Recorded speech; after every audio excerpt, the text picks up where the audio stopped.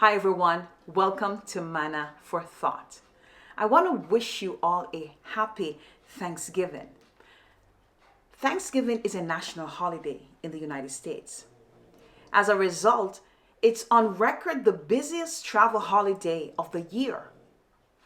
But for many of us, the meaning of Thanksgiving usually includes lots of food, a 4-day weekend, football games, family reunions, and Black Friday.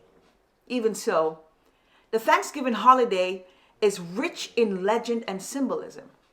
The traditional Thanksgiving meal typically includes turkey, stuffing, potatoes, cranberries, and even pumpkin pie. But for many of us, Thanksgiving will never be the same. Because as a world and a nation, we've endured a lot, some more than others. We've experienced grief, sickness, depression, sadness, and more due to the current pandemic. So while I love the food, the tradition, the gathering of friends and family, I believe our Thanksgiving should be more than that. Psalm 100, which is a psalm of praise, demonstrates to me what Thanksgiving should look like. Verse 1 says, "Make a joyful noise unto the Lord, all ye lands." Joyful noise in Hebrew is ruah, meaning to sound an alarm or shout for joy. So we are to cry unto the Lord, giving him thanks for another Thanksgiving.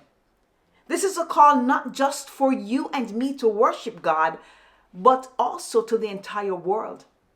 Verse 2 says, "Serve the Lord with gladness. Come before his presence with singing." Regardless of what we face and the hardship we may go through, knowing who God is and what he has done, his sacrifice on the cross, should inspire those of us who love him to respond with enthusiastic praise. 1 Thessalonians 5:18 says, "In everything we ought to give thanks." So while we celebrate this holiday, let's not forget to honor the Lord. Verse 3 says, "Know ye that the Lord, he is God. It is he that hath made us, and not we ourselves. We are his people, and the sheep of his pasture." We understand that he's the creator of all things. We belong to God, and he's our shepherd. It implies more than merely a mental acknowledgement. Instead, this command requires a whole life affirmation that stems from complete devotion to God and worship of him. Verse 4 says, "Enter into his gates with" what?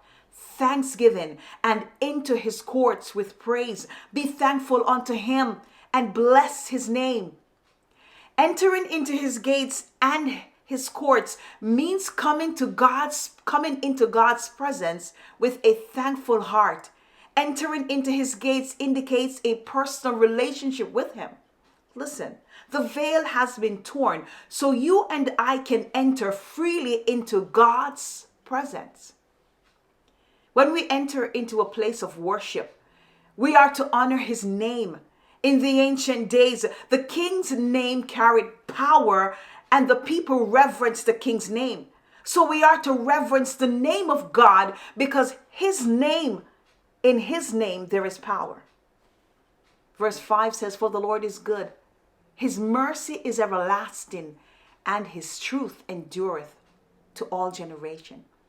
So while we celebrate Thanksgiving, hanging out with our family, just enjoying this holiday season, let's make sure that we're giving thanks, glory, and honor where it belongs, and it belongs to the Lord.